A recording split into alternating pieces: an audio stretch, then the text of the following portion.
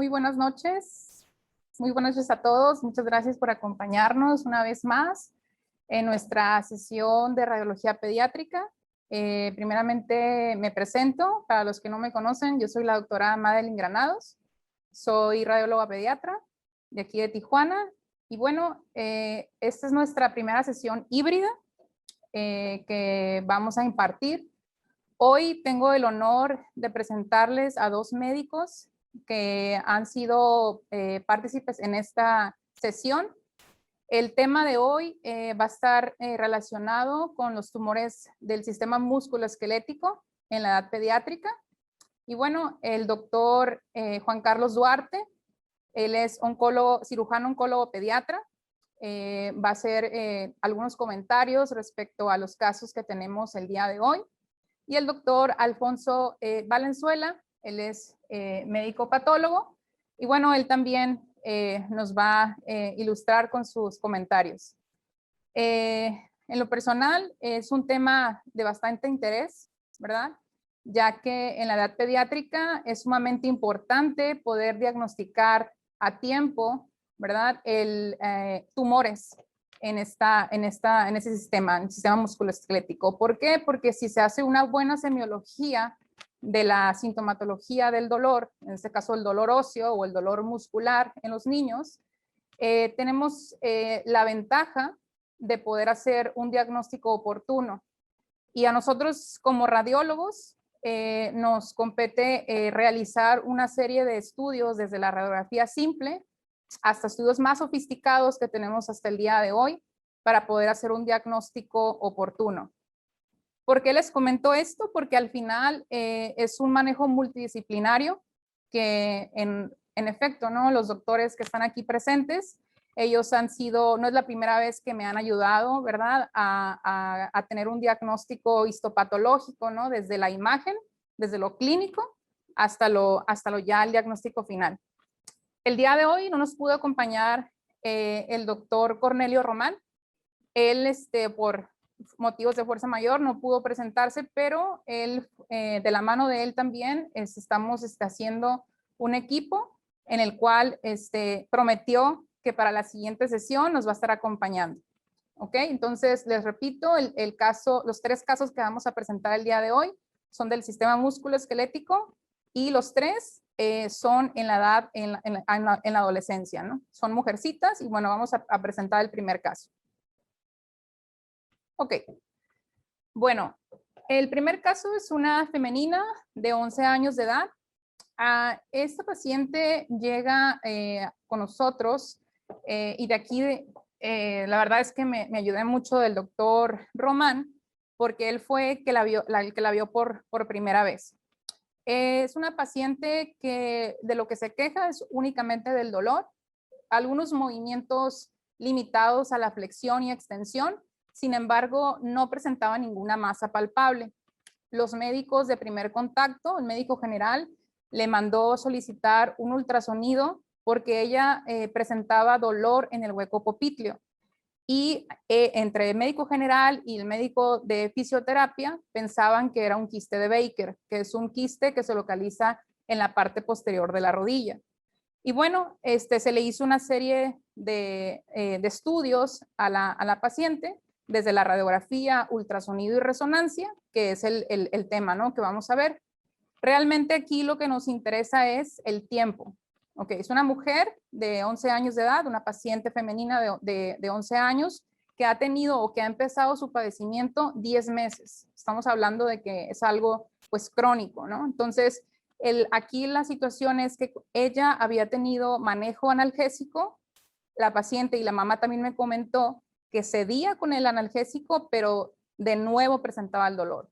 No claudicaba, era mínimo la claudicación y únicamente refería un poco dolor en la parte posterior de la rodilla. Y bueno, vamos a empezar a analizar lo que en lo clínico. El doctor Duarte nos hizo el favor de darnos unas imágenes de la paciente. Y bueno, básicamente aquí lo que ellos realizaron, los clínicos realizaron era ver la capacidad de los movimientos, ¿no? Ya sea pasivos o activos. Realmente no había algo que nos metiera un poco de ruido, sobre todo pensando en alguna lesión palpable, ¿no? Realmente los movimientos los tenía respetados. Y bueno, llega con nosotros aproximadamente en junio, si no mal recuerdo, con esta radiografía. Y bueno, en la edad pediátrica es bien importante, y también en la edad adulta, ¿no? Cuando nos enfrentamos a un tumor óseo, es hacer bien la semiología del tumor. Es qué edad tiene la paciente, dónde está localizado el tumor y hacer una adecuada descripción de la tumoración. En este caso, vemos que hay una lesión.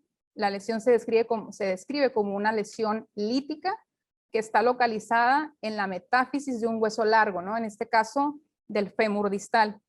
Es una lesión que en la proyección en anteroposterior vemos que está bien delimitada, tiene un borde esclerótico, que es lo blanco que vemos en la radiografía alrededor de la lesión, que tiene una zona de transición estrecha, y esto nos habla en esta proyección que es algo que nos haga a pensar que no es algo maligno. Sin embargo, en esta proyección no vemos que hay una reacción perióstica. La matriz, no observamos que haya matriz ni condroide ni cartilaginosa. Sin embargo, cuando vemos la proyección en lateral, aquí lo que nos llama la atención es este levantamiento del periósteo. ¿Okay? Es un signo de Codman positivo. Sin embargo, la literatura menciona que el signo de Codman no es característico de las lesiones malignas, pero al final de cuentas toda lesión que esté en esa localización puede condicionar esta ruptura o esta interrupción, este tipo de reacción perióstica. Y bueno, ¿qué es lo importante de aquí? Nosotros tenemos esta radiografía y aquí la pauta está. Entonces, ¿qué más le pido a este paciente, no? Realmente la radiografía lo que nos hace es valorar precisamente los huesos, pero nos quedamos cortos en valorar lo que son los tejidos blandos y los músculos que están alrededor de la rodilla. Si no recuerdan, esta paciente tenía dolor en la parte posterior, y bueno, hay que observar por medio de una resonancia magnética el compromiso exacto de los tejidos blandos. Y bueno, también se le realizó un ultrasonido. El ultrasonido en pediatría la verdad es que es muy, se pide mucho en las articulaciones, sobre todo para ver si hay derrame articular. En un ultrasonido difícilmente vamos a poder valorar si hay edema óseo, si hay alteraciones de los músculos, ¿verdad? Pero es importante hasta cierto punto considerarlo, ¿no? Y sobre todo para ver si hay o no algún tipo de derrame articular, para valorar tendones también. En este caso los voy a ir pasando un poco rápido, porque realmente el ultrasonido pues fue negativo, ¿no? Negativo a derrame articular y negativo a quiste de Baker, que en su momento el médico general y el fisioterapeuta era lo que de itsio estaban pensando. Y bueno, en la región posterior se valoró, se hizo al final el diagnóstico fue negativo para quiste de Baker. Y bueno, a mí me llega en junio, ¿verdad? A la resonancia, y esos fueron los hallazgos que encontramos. Ok, esta es una resonancia magnética, ok, en un plano en sagital con gadolínio. Normalmente cuando, en algunos casos sí es necesario aplicar el gadolínio, que es el medio de contraste que nosotros metemos por la vena, y en algunos casos a veces no es tan necesario cuando se estudian los tumores óseos. En este caso, pues se le administró el gadolínio, sobre todo para ver si había edema óseo o no, y sobre todo para el compromiso de los tejidos blandos. ¿Ok? Entonces, si bien es cierto, observamos la misma lesión localizada, ¿verdad? Hacia lo que es el fémur distal, aproximadamente medía como unos 5 centímetros por 2 o 3 centímetros, perdón. Y bueno, lo mismo, ¿no? Es una lesión ovalada, y aquí lo que es importante es ver si estaba comprometiendo o no los tejidos blandos. Voy a pasar un poco rápido aquí las imágenes, y en un momento vamos a hacer la descripción. Estamos viendo que estamos enfrentándonos a una lesión igual, bien delimitada, ¿verdad? Que es la misma descripción de lo que es en la radiografía, pero aquí ya vemos que es una lesión que cuando se le administra el medio de contraste tiene un reforzamiento, es decir, la lesión brilla en este tipo de secuencias, que es un PD con supresión grasa. Nosotros lo conocemos como esta secuencia. Y dentro de la lesión vemos una imagen hipointensa o más oscura, que en un momento les voy a mencionar en otro plano, como las características que están dentro de la lesión. ¿Qué es lo importante en la resonancia? Como les comenté, lo importante es valorar si hay compromiso de los tejidos blandos y si efectivamente esta lesión está comprometiendo o disrumpiendo lo que es la cortical posterior, en este caso del fémur. Y vimos que efectivamente no había una disrupción de la cortical, pero sí había un proceso inflamatorio en lo que viene siendo la región posterior, ¿verdad? En este caso, la topografía de los gemelos. Y bueno, aquí es evidente, ¿no? Que la paciente no sentía una tumoración como tal, pero sí un aumento de volumen. Es una lesión, como vemos, hiperintensa, lobulada, y dentro de la lesión se ve un halo hipointenso, y dentro de ese halo hipointenso hay otra lesión, que ahorita vamos a ver, en esta secuencia no es tan evidente, es un nivel líquido-líquido que se presenta. Normalmente, las lesiones por resonancia magnética, a veces nos quedamos cortos en el sentido de que nos tenemos que regresar a la radiografía para así hacer un diagnóstico más específico. En este caso, lo que a mí me llamó la atención es que dentro de esta lesión había un nivel líquido-líquido que es característico, del quiste óseo neurismático. Y bueno, el diagnóstico que yo ahora sí que lo pude puntualizar fue un condroblastoma. La impresión diagnóstica final fue un condroblastoma, ¿verdad?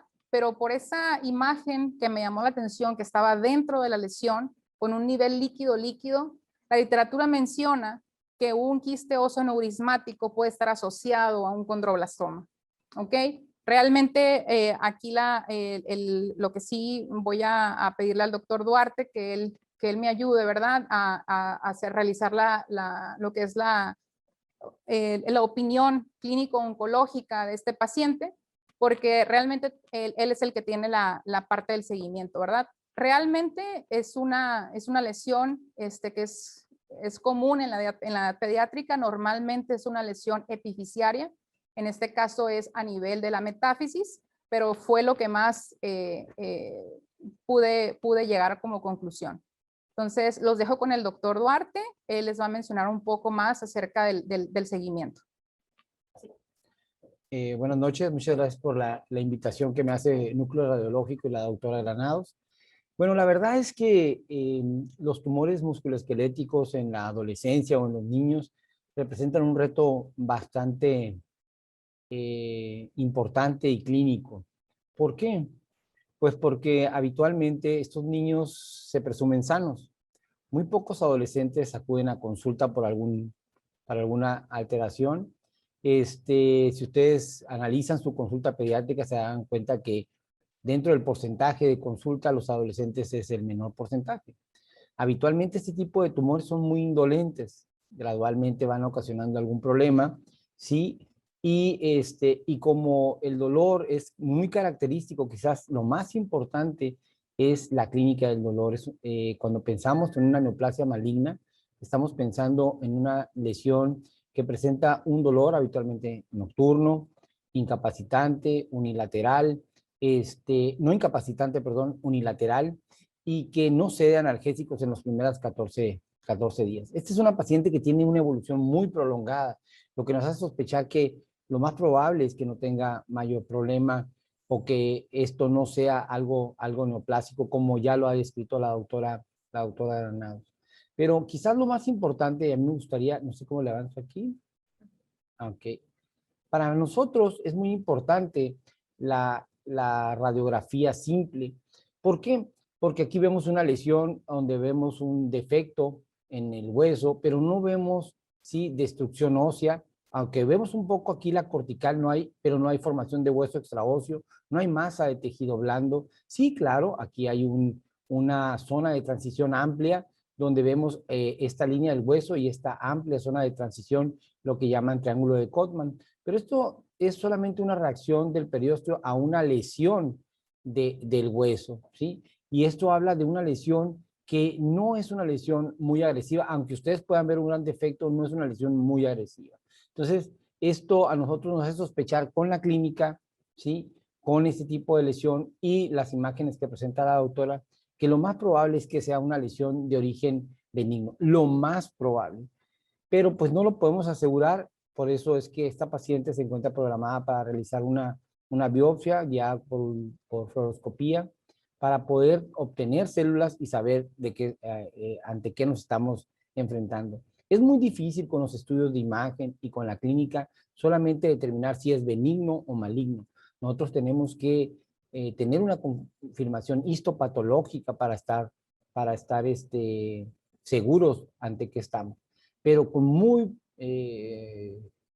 gran probabilidad esta será una lesión como la que diagnosticó la doctora, pero tenemos que confirmarla por biopsia y eso es lo que tenemos que hacer en todos los pacientes. Frecuentemente tomamos radiografías ante un paciente que tiene una tumoración y muchos se nos atora un poquito solicitar una resonancia. Si ustedes tienen un adolescente que no está incapacitado, que juega, que se va con los amigos, que juega básquetbol y se queja de dolor, ¿sí? Ustedes identifican una lesión ósea, ¿sí? Hay que hacer radiografías. Y no solamente eso, sino proceder a hacer una resonancia magnética. ¿Por qué? Porque es un estudio muy importante para que nosotros podamos diagnosticar estas lesiones a la mayor brevedad. Muchos dirían es caro, es inaccesible, pero habitualmente ya estos estudios ya son más accesibles, han abaratado muchísimo sus costos y en este tipo de tumores, yo en lo personal tengo una frase que dice, más vale una resonancia de más que un niño de menos. Este tipo de lesiones son muy indolentes y nos pueden causar muchos problemas si nosotros los diagnosticamos en estadios avanzados. No sé si tenemos alguna opinión por parte del patólogo. ¿Sí? Gracias. Sí, buenas noches. Agradezco desde luego la invitación de la doctora Granados y del grupo de radiólogos expertos en esta compañía que parece extraordinario y además que se preocupa por la academia. Esto es muy raro.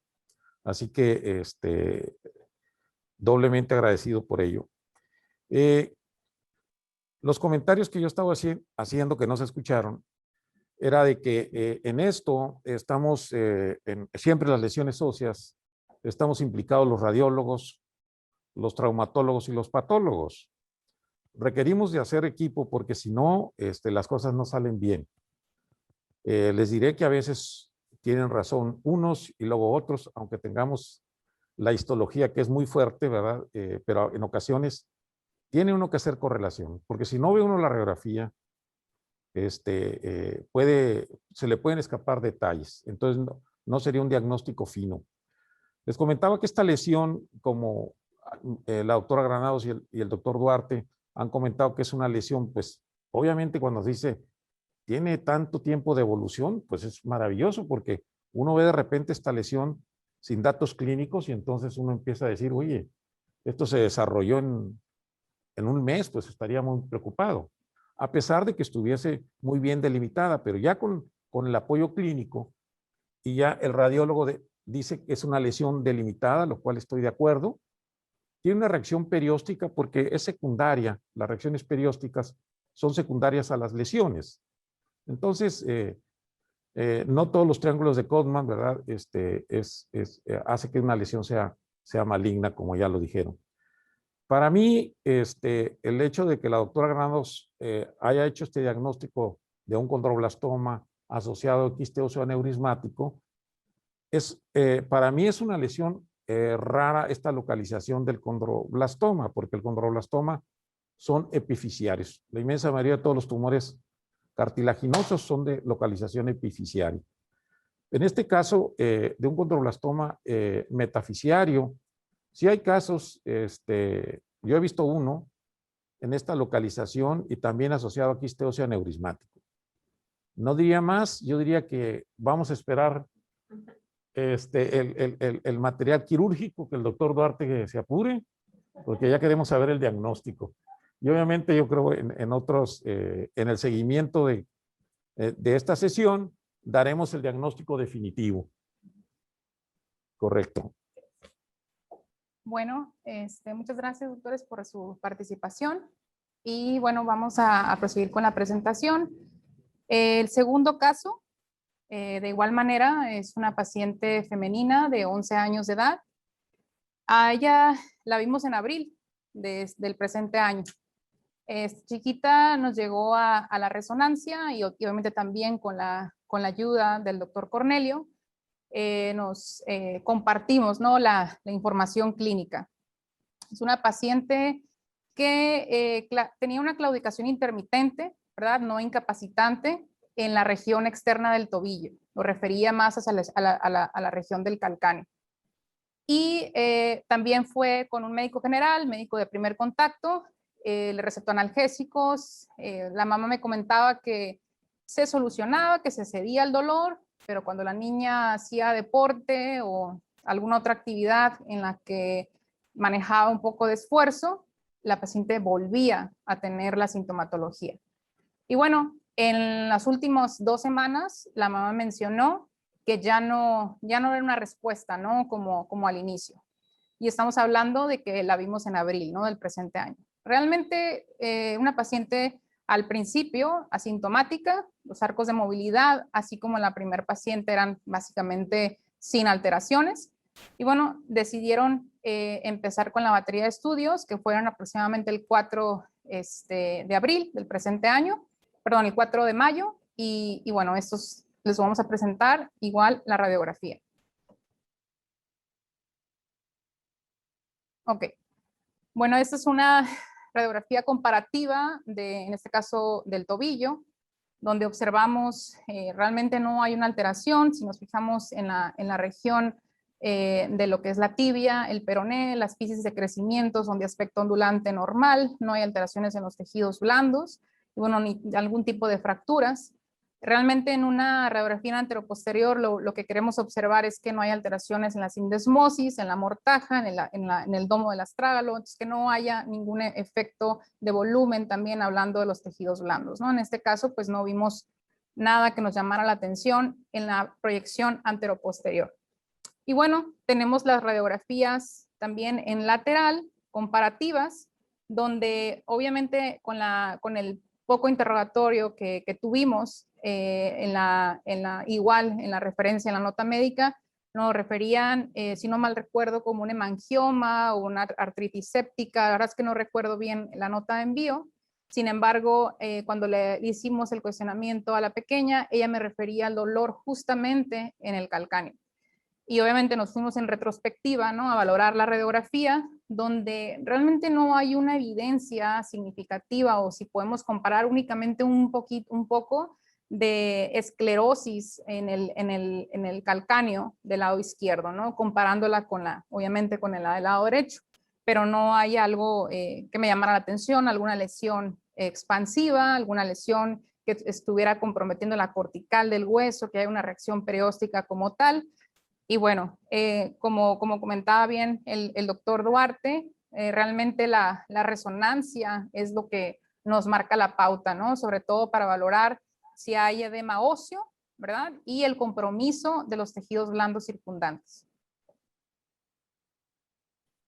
Y bueno, aquí colocamos lo que el médico nos refirió: una resonancia magnética de tobillo izquierdo, una sinovitis reactiva versus hemangioma, que era lo que ellos estaban pensando de primera instancia.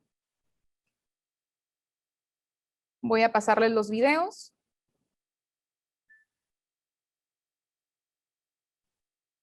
Ok.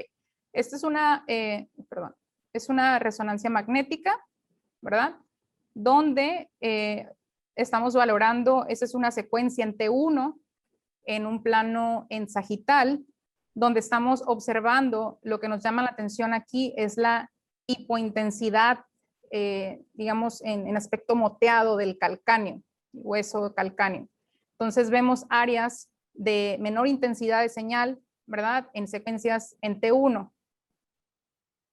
Este hueso se ve diferente, obviamente, al astrágalo, a la tibia y a los huesos del tarso, ¿no? Vemos que hay un cambio en la intensidad de la señal. Lo que viene siendo la almohadilla grasa del talón está respetada.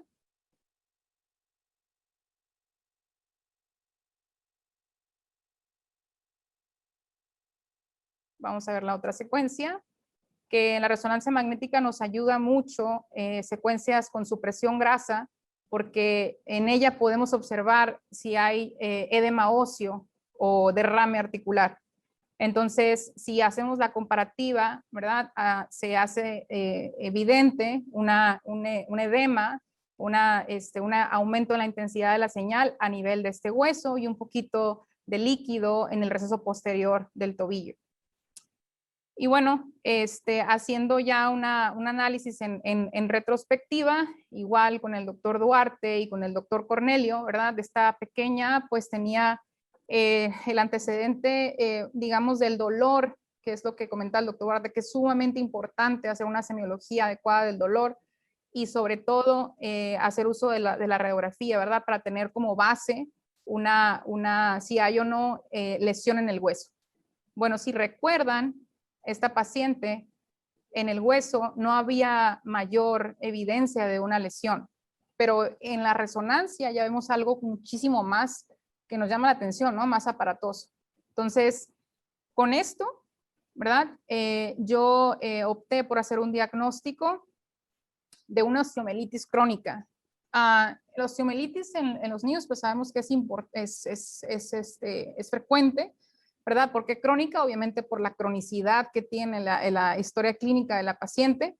Y algo que no me quedaba así y que por eso me fui ahora sí que con ellos, ¿no? A estarles preguntando, a estarles mandándole mensajes ahí por WhatsApp y decirles, es que lo que me llama la atención a mí es que esta pequeña, los tejidos blandos no están comprometidos, ¿verdad? Para hacer una osteomielitis y tampoco el hueso me gusta mucho como para que no tenga tantos cambios si es una evolución digamos, por más de 3 meses, ¿no? 6 meses de evolución con el dolor.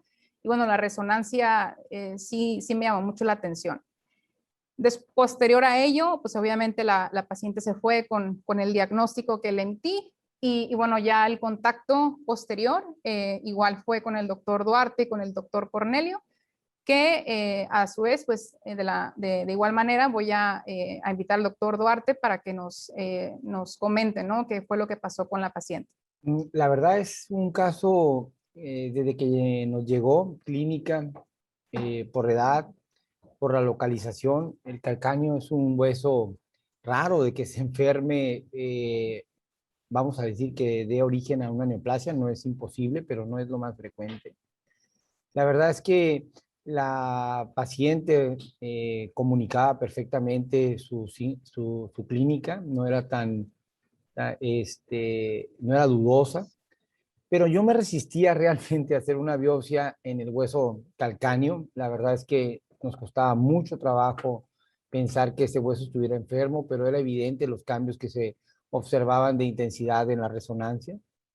Entonces nosotros decidimos, antes de hacer una biopsia, ya con fluoroscopía y con con la aguja de Jamshidi, decidimos hacer un PET-CT para ver si había evidencia para poder puncionar ese hueso, ¿no? Ya los hallazgos te los hará anotar la doctora más adelante.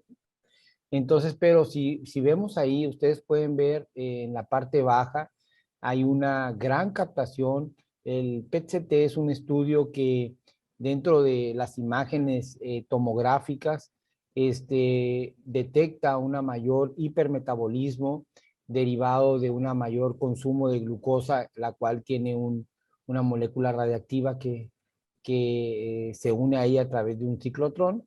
Entonces nosotros vimos que había una gran captación Hay una estándar que arriba de 2.5, pues hay un gran metabolismo. Entonces vimos un gran metabolismo en ese tobillo de 9.1 aproximadamente. Entonces nos hablaba de que ahí había un mayor consumo de energía, de glucosa, y obviamente a pesar de que clínicamente nos resistíamos a pensar de que había ahí un tumor, pues decidimos hacer la biopsia. Hicimos una biopsia, tomamos material, no es, cada vez que nosotros nos enfrentamos a una lesión de tejido óseo, nosotros tenemos que resolver un acertijo, no es fácil y hay que tenerle credibilidad a los adolescentes, aún de que ellos estén jugando, aún de que ellos se vayan con sus amigos. Nosotros aquí hicimos la biopsia ya por fluoroscopía, tomamos el trayecto más directo hacia el hueso, tomamos varios cilindros de ese hueso y los enviamos al patólogo. Sí, la verdad, nosotros pensábamos que nos íbamos a encontrar con una neoplasia ósea maligna, pero no lamentablemente, afortunadamente para la paciente, tuvo la enfermedad que tiene, que siempre con frecuencia nos engaña. Y no quisiera yo dar el diagnóstico porque yo creo que eso le corresponde al patólogo mencionarlo, pero la verdad es que sí fue un reto, es un caso poco común y le dejo el diagnóstico al patólogo. La doctora Laura nos dice la Wow, la verdad es que desconozco, no conozco ese estudio diagnóstico, la verdad, si nos pueda informar acerca de eso, la verdad es que no tengo información acerca de eso. La doctora Granados obviamente identificó un proceso inflamatorio en ese hueso. A nosotros nos llegó para descartar una neoplasia ósea maligna. No tenía la clínica, no tenía el tipo de dolor que nosotros habitualmente estamos buscando, pero de todos modos sí era un dolor que estaba ahí presente, no incapacitante, y habitualmente nosotros seguimos el hilo de la clínica y buscamos la manera de hacernos de más piezas de este acertijo para poder llegar al diagnóstico. Nunca soltamos al paciente hasta que nosotros tengamos un diagnóstico. En este caso, la única manera de obtenerlo era hacer una biopsia. Es un procedimiento rápido, seguro, que guiado con fluoroscopía nos permite llegar al sitio que nosotros tenemos que tomar la muestra y esto nos permite hacer el diagnóstico más preciso para dar una terapia más guiada. Entonces le doy la palabra yo al patólogo para que nos ayude con este acertijo. Bueno, primero tengo que agradecerle aquí a la doctora Angie que mueve esto muy bien y sus colaboradoras, es todo un show. Y parece muy fácil, pero no, tiene sus detalles. Volviendo al caso y de la posibilidad clínica de la doctora Granados, pues verdaderamente extraordinaria, porque la verdad, cuando uno ve un hueso poroso en un niño, se pone uno muy nervioso. Empieza uno a pensar en sarcoma de Ewing, que es un linfoma y cosas de ese tipo, ¿verdad? Entonces, como ven, si no hay correlación, no puede haber un diagnóstico de precisión. La que sigue, por favor, doctora. Entonces, la biopsia fueron varios cilindros, bastante representativos. Gracias, doctor Duarte. Porque a veces, la verdad es que puede hacer uno poco, a veces con materiales tan limitados. Lo que se ve aquí rosita, ok, gracias, doctora.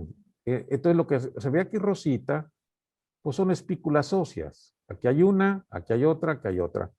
Pero entre las espículas óseas hay algo aquí, ¿verdad? Hay algo aquí.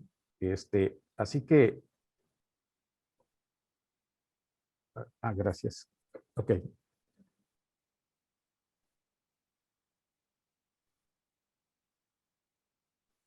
Aquí más espículas óseas. Algunas se ven reabsorbidas. Y existe estas células azulitas, ¿verdad? Más o menos se disponen en acúmulos. A un mayor aumento, uno puede ver que aquí forman granulomas. Se ven histiocitos de aspecto epitelioide. Aquí hay algunos polimorfonucleares y un foquito de necrosis. Aquí se puede ver mejor.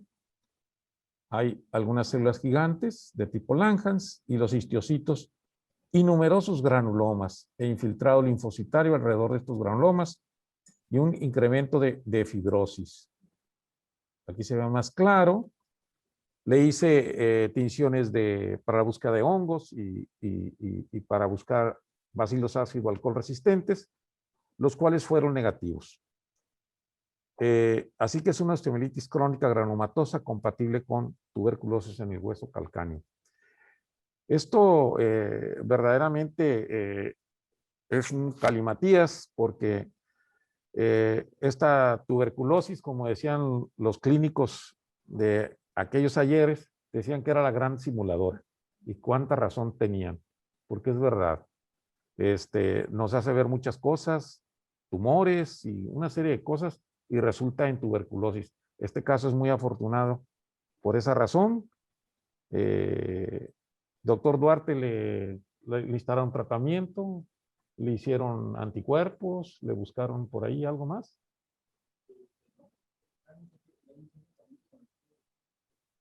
Ah, correcto. Entonces dice que no le hicieron más cosas, simple y sencillamente empezaron el tratamiento, así que vamos a seguir su seguimiento. Gracias.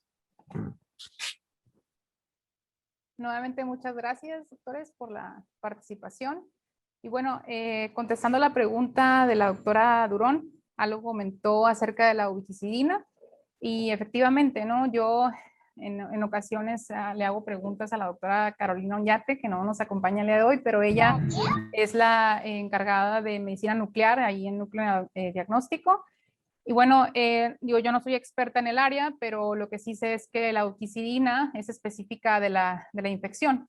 Y lo que ella me ha comentado es que tiene una mayor sensibilidad para detectar si es infección o cuando es mayor de 1 centímetro la lesión que estamos pensando, ¿no? Que puede ser tanto infección o de origen tumoral. Bueno, espero que le haya contestado la pregunta, doctora. Y vamos a seguir con el último caso. Es igual una paciente adolescente femenina de 12 años de edad. La paciente igual, la nota médica con dolor de rodilla izquierda, un dolor vago, difuso, y los estudios que se pidieron fueron el 10 de febrero del presente año. Clínicamente, igual el doctor Duarte nos hizo el favor de compartirnos las imágenes. Realmente, hablando, ¿no? de alteraciones, de lesiones muy macroscópicas, ¿no? de la piel o hinchazón, la verdad es que no había algo que nos llamara la atención, al menos el doctor Duarte me lo comenta. Pero bueno, es muy importante hacer una semiología, tanto del dolor como clínicamente, ¿no? Si los movimientos están alterados, ya sea activos o pasivos. Y en este caso, pues no había algo que nos llamara la atención en la clínica muy evidente, ¿no? Entonces nos fuimos por hacer la radiografía. Bueno, aquí tenemos una radiografía de la rodilla izquierda, ¿verdad? En proyección anteroposterior y en proyección lateral. Realmente en el hueso no vimos ninguna alteración ósea. No había ninguna lesión blástica ni lítica, ninguna alteración en los tejidos blandos por este método de imagen, ¿verdad? Entonces, por eso es que desde un inicio, ¿no? Comentamos que es muy importante ante cualquier dolor osteoarticular pedir de primera intención la radiografía, y si nos sale negativa, pues irnos, ¿no? Un poquito más a fondo, ¿no? A pensar que no solamente el dolor articular es propiamente del hueso, sino que obviamente también hay tejido circundante que tenemos que valorar, pero por otro método de imagen, ¿no? Que es la resonancia magnética. Y bueno, el 10 de febrero del presente año me llega esta paciente aquí a núcleo diagnóstico, donde, bueno, voy a pasar la otra imagen, se ve un poco más clara. Esa es una resonancia magnética con supresión grasa en un plano en axial. Y bueno, aquí vamos a valorar esta lesión. Ok. En este plano en axial observamos que hay una lesión polilobulada, ¿verdad? Que está justamente medial a lo que viene siendo el retináculo medial en la topografía de los tejidos blandos profundos, ¿verdad? No hay una reacción o no hay un tejido o líquido articular propiamente como derrame articular evidente, pero vemos que es hiperintensa en la supresión grasa y vemos que tiene algunos niveles y septos en su interior. Vamos a ver cómo la observamos en un plano en coronal y efectivamente está localizada en los tejidos blandos profundos de la diáfisis distal de lo que es el fémur y vemos cómo está potenciada en este caso en T2 con supresión grasa y vemos cómo brilla. Esta lesión medía aproximadamente 5 centímetros, si no mal recuerdo, pero bueno, tenía esta configuración como de aspecto serpentiginoso y dentro de la lesión había estas imágenes tabicadas, ¿verdad? Propiamente. Cabe mencionar que en esta paciente, no se solicitó administración de medio de contraste. En muchas de las veces, si se requiere, en otras veces no es tan indispensable, ¿verdad? Pero en lo particular, aquí yo no tuve la oportunidad de estar en contacto en ese momento cuando se hizo el estudio, pero sí me hubiera gustado tener una secuencia con medio de contraste para ver si este diagnóstico final que yo di pudiera considerarse ya con firmeza. No con firmeza, porque aquí el doctor Valenzuela es el que da la última palabra, pero sí muchas de las veces tenemos que administrar el medio de contraste, que es en algunos de los casos es un poco complejo, ¿no? Hacerle saber a los papás que se tiene que inyectar al paciente, ¿verdad? El medio de contraste por la vena, pero muchas de las veces sí es necesario. Y bueno, vamos a ver otra de las secuencias. Aquí la estamos viendo en un plano en sagital y vemos cómo la lesión es difusa, está en los planos profundos y no está comprometiendo lo que es la cortical, ¿no? Del hueso. Es propiamente del tejido blando, profundo, medial a lo que es el retináculo.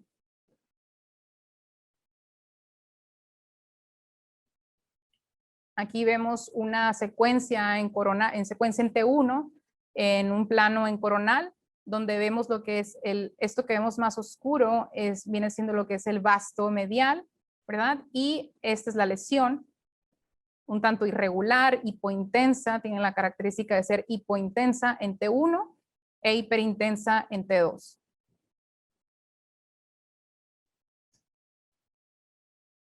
Como les comenté, pues no tuvimos la secuencia con gadolíneo, pero bueno, les voy a ir pasando las secuencias que tenemos.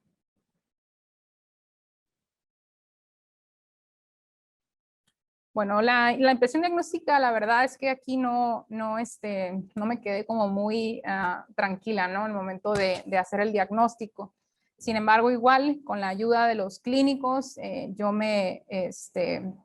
la verdad es que me oriento bastante, ¿no? Sobre todo porque muchas de las veces es complejo con la pura nota de referencia, ¿no? Porque lo único que me dicen es que el paciente tiene dolor y un poco acerca de desde cuándo, ¿no? Pero no sé, realmente aquí la impresión diagnóstica yo lo di como una lesión polilobulada, tabicada, la localización exacta, ¿verdad? Pero aquí sí me hubiera gustado tener la captación, o sea, la administración de medio de contraste. Yo lo di como una reacción inespecífica de la sinovial, pero también cabe la posibilidad de que pudiera ser una malformación vascular de bajo flujo, pero aquí yo me estaría aventurando, ¿no? En decir sin la presencia, sin la administración de gadolínio, si esto me hubiera reforzado hasta cierto punto, ¿no? La lesión. Yo lo comenté con los clínicos, de hecho igual, de la misma manera, ¿no? El doctor Duarte y el doctor Valenzuela van a dar la última palabra, pero hasta cierto punto aquí el mensaje es que ante la lesión que nosotros podemos observar en la resonancia magnética, muchas de las veces sí necesitamos la administración de medio de contraste, ¿no? Que es algo que nos marca la pauta definidamente cuando nos encontramos una lesión tanto de los tejidos blandos como del hueso, porque hasta cierto punto la administración de medio de contraste nos dice si hay edema óseo y o si hay un reforzamiento de una lesión que está localizada en los tejidos blandos, como este es el caso. Y bueno, de igual forma les cedo la palabra al doctor Duarte y posterior a ello al doctor Valenzuela para que nos digan la evolución de la paciente. Bueno, este es un paciente que también representa un reto clínico. Cualquier tumoración en el sistema muscular es un reto diagnóstico. Habitualmente dan un dolor, son de crecimiento muy lento, son muy indolentes y es muy difícil por estudios de imagen o por clínica de diferenciar cuál es benigna de una maligna. Obviamente todos estos son diagnósticos presuncionales, pero al final alguien tiene que tomar la responsabilidad y saber qué es lo que sigue en el diagnóstico de estos pacientes. Nosotros tenemos una clínica de tumores musculoesqueléticos y dada la abigarrada presentación de la lesión y porque estaba muy localizada en el vasto interno, en el tercio inferior de ese muslo, nosotros decidimos ir por esa lesión y resecarla completamente. Ustedes pueden ver aquí algunas de las imágenes. Nosotros abrimos completamente para aislar y localizar esa tumoración. Aquí estamos quitando el tercio inferior del vasto interno. Obviamente es muy importante entrar con criterios de que esto pudiera ser una lesión maligna, ¿sí? Y por eso nosotros quitamos todo este segmento inferior del vasto interno. Y una vez hecho esto, nosotros resecamos con bordes libres, haciendo una resección amplia de esta tumoración. Es muy importante que nosotros tengamos la tumoración contenida y con tejido sano alrededor. Es muy importante porque tratarse de un sarcoma de tejidos blandos, el dejar presencia de células en el tumor, modifica notablemente su diagnóstico. Todo con el retroscopio se ve muy fácil, es muy fácil ver cuando todas las cosas han pasado. El objetivo es tomar decisiones en el momento con la información clínica que nosotros tenemos.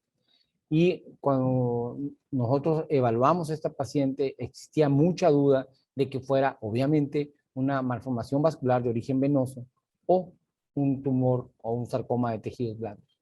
Nosotros decidimos ir por toda la lesión porque era factible resecarla, porque no iba a ocasionar mayor alteración funcional y porque podíamos hacer una cirugía que pudiera dejarla libre de la lesión. Y eso fue lo que nosotros hicimos y bueno, lo mandamos al patólogo. Es muy importante siempre marcar los bordes para que el patólogo se pueda orientar y nos pueda dar una mejor impresión diagnóstica y obviamente no dejamos habitualmente ningún tipo de drenaje, ¿sí? Y siempre hacemos incisiones longitudinales a la extremidad.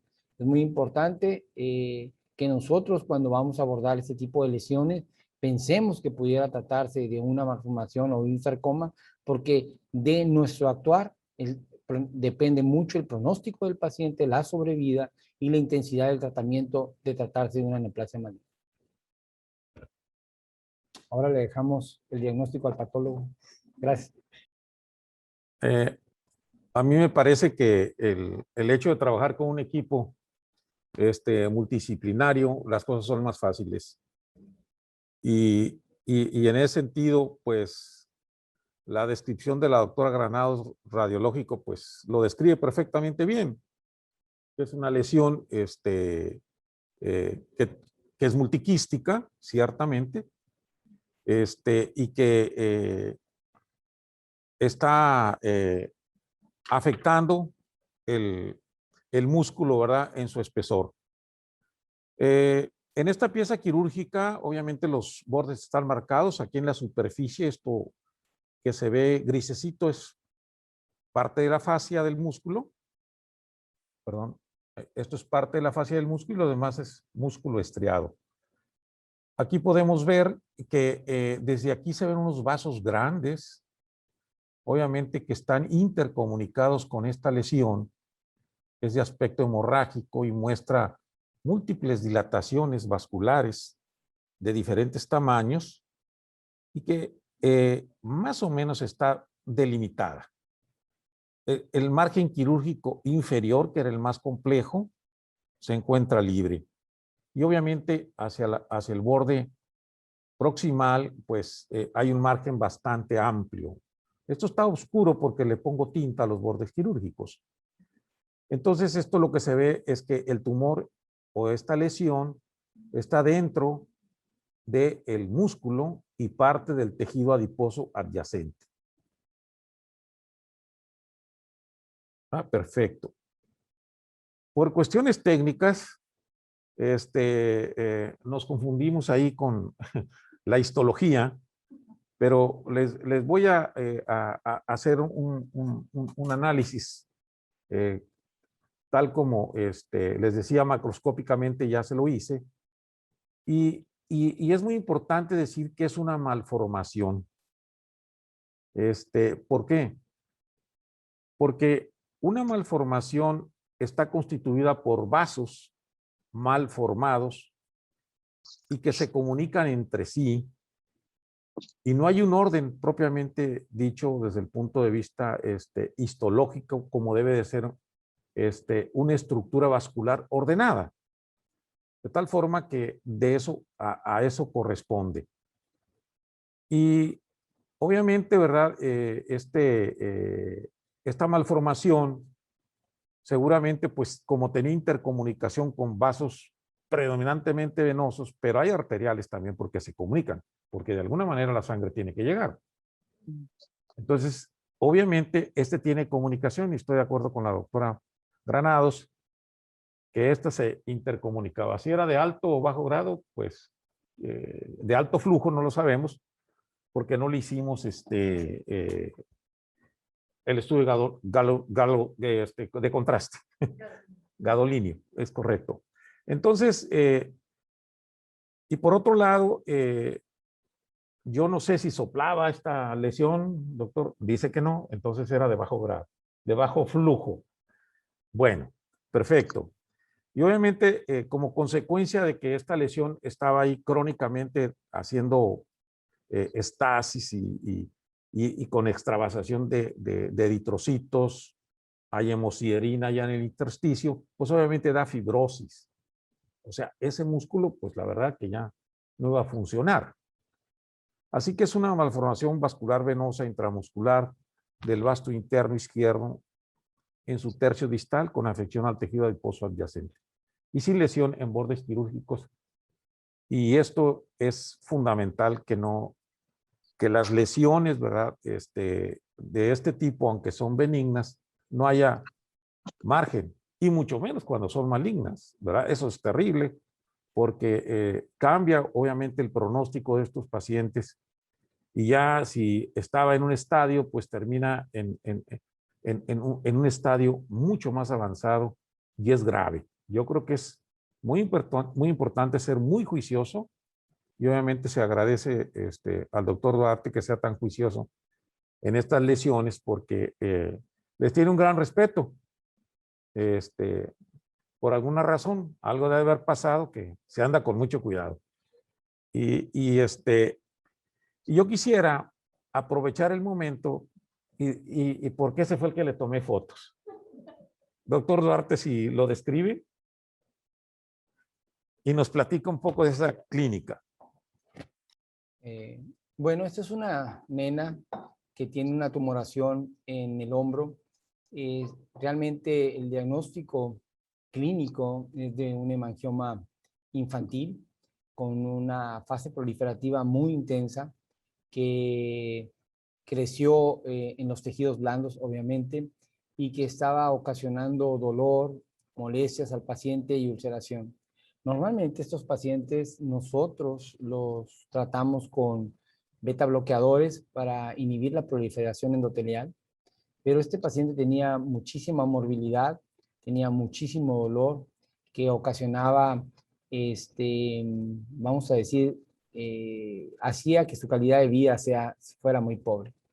Entonces, hablando con los papás, nosotros decidimos planear su resección. Habitualmente este tipo de tumores generan una especie de expansión en los tejidos blandos y nosotros decidimos resecarlo completamente. Había acudido con diferentes médicos. Ustedes pueden ver esta lesión que abarca toda esta área. Nosotros conocemos que la biología solamente afecta a tejidos blandos, ¿sí? Y nosotros lo quitamos por completo, obviamente teniendo control vascular de cada uno de los vasos que le irrigan. Y bueno, este es un paciente que lamentablemente no sé si tengamos los estudios de imagen, pero bueno, el doctor Valenzuela pues dijo, pues yo me lo traigo. Y entonces se lo trajo y se lo quiero presentar a todos y entonces el paciente la verdad está muy bien y pues ahora le dejo al doctor para que nos diga qué fue lo que encontró.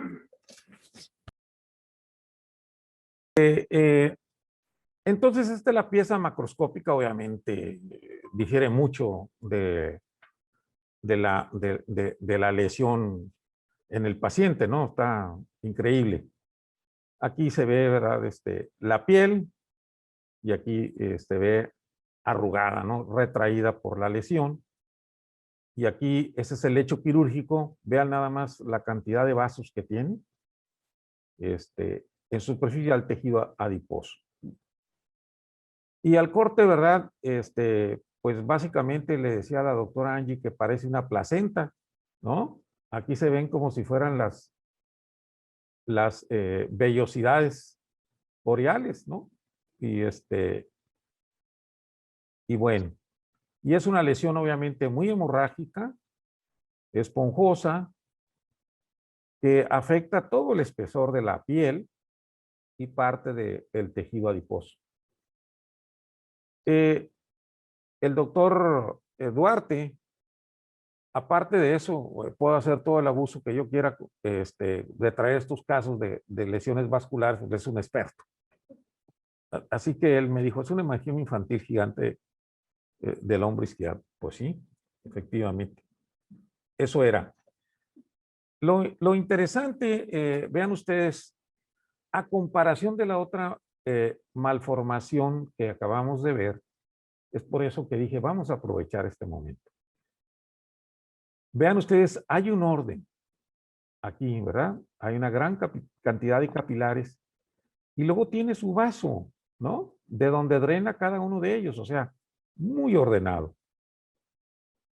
Aquí se ven muchos capilares y luego su vaso, ¿verdad? Donde sale toda esta gran cantidad de sangre que contiene este imagen. Mira nada más la cantidad enorme que tiene de capilares revestidos por células endoteliales. El doctor habló del propanolol.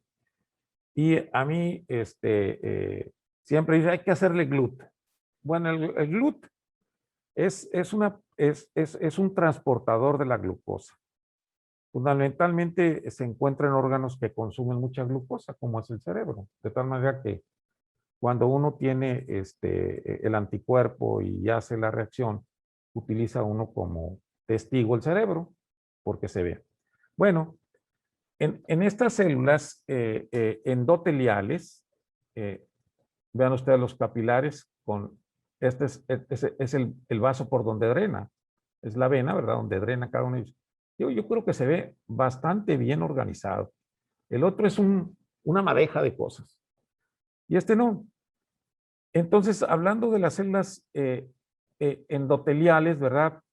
Entonces, estas tienen el GLUT positivo. Y cuando tiene el GLUT positivo, entonces el doctor les da el propanolol y por lo tanto responde. Las malformaciones no las tienen, no tienen GLUT positivo. Los eritrocitos también tienen su GLUT positivo porque ellos también hacen que pase la glucosa a través de su membrana. Así que tomé muchas fotos, estaba yo muy emocionado, le pedí a la doctora Elia que me ayudara a tomarlas y está, pues, es un caso espectacular. Entonces, yo le llamé mangioma capilar lobar, porque forma lóbulos, y capilar, porque son vasitos chiquitos, y hay mucho orden de tal manera que es un hemangioma. Básicamente, ¿verdad? Cuando algo se encuentra en ese orden, y eso los patólogos utilizamos mucho el término, un poquito de lesión amartomatosa, ¿no?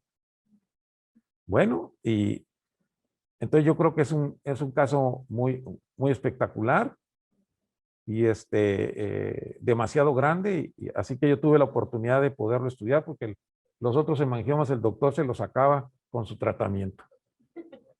Gracias y buenas noches. Bueno, pues al fin concluimos esta sesión de radiología pediátrica.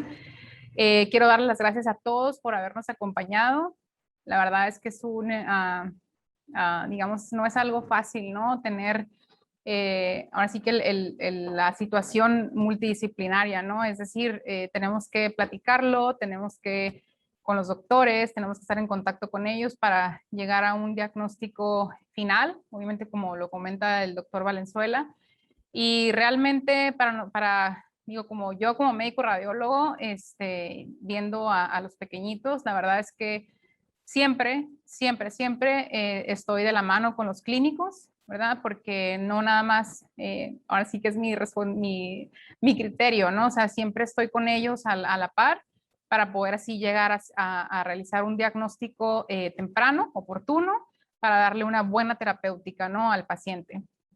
Algo que quiero que se lleven a casa es que todo dolor en el sistema musculoesquelético en la edad pediátrica hay que estudiarlo, y sobre todo cuando el paciente de primera instancia va con el médico de primer nivel, hay que hacer una buena semiología del dolor, y posterior a ello, pues como bien dice el doctor Duarte, es no tenerle miedo, ¿no? A la resonancia. La resonancia hoy en día se ha visto es el método diagnóstico por excelencia, ¿verdad? Para determinar la etiología, la localización exacta, la afectación de tejidos blandos, de cualquier tumor del sistema musculoesquelético, sin dejar a un lado la radiografía, ¿no? Que también es de suma importancia.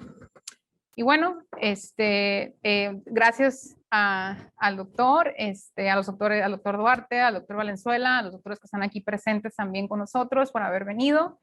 Y bueno, no todo es radiología, a veces nos vamos a echarnos unos vinitos y a platicar, ¿verdad? Y a hacer sesiones de casos interesantes. En este caso nos reunimos médicos de la Fundación Castro Limón.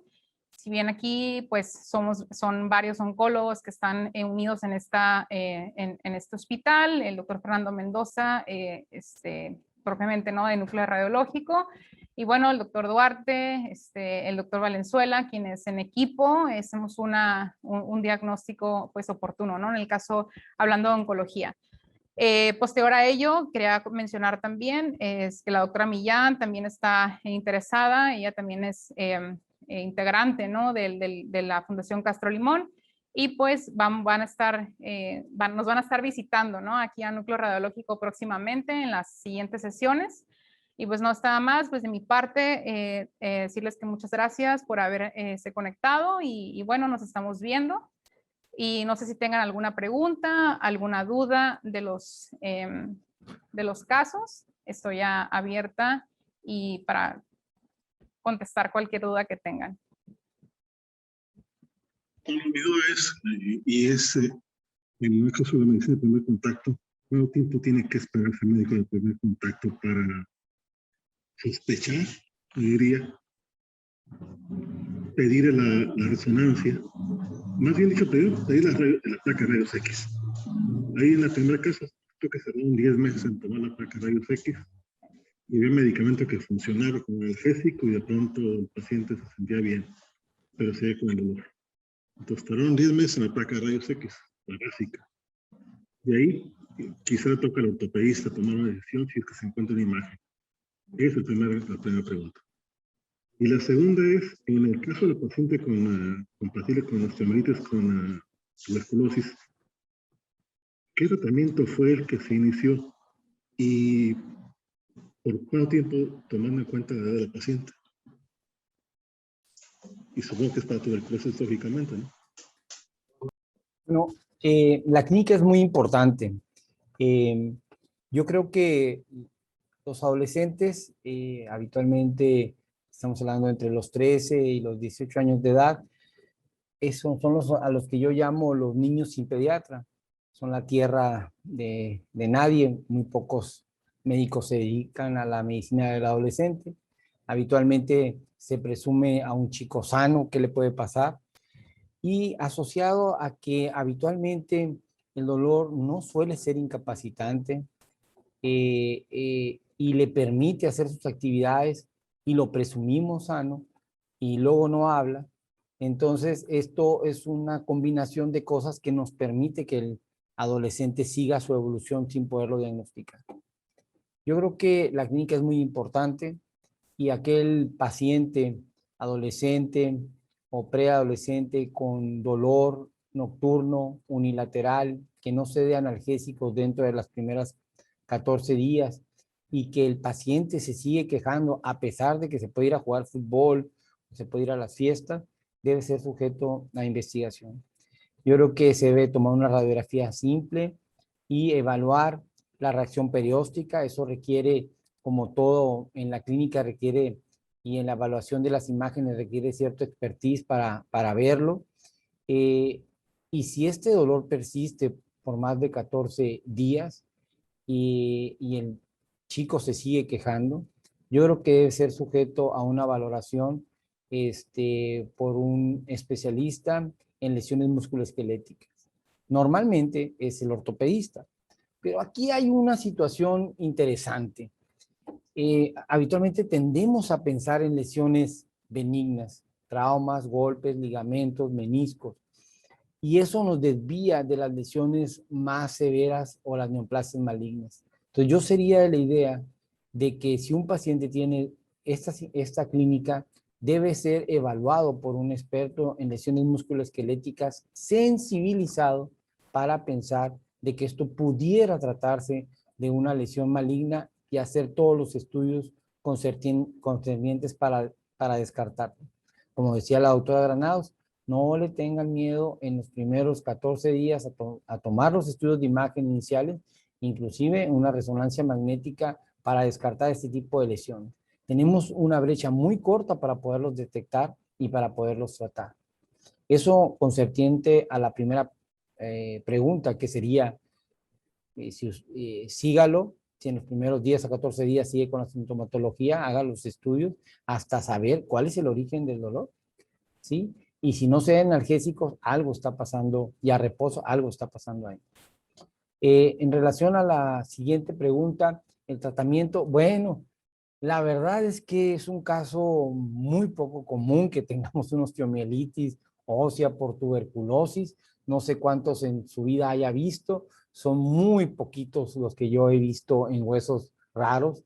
Como dice el doctor Valenzuela, es la gran simuladora. Hemos tenido muchas lesiones que nosotros podíamos poner nuestra apuesta a que es una neoplasia del órgano que está afectado, y resulta que es la tuberculosis.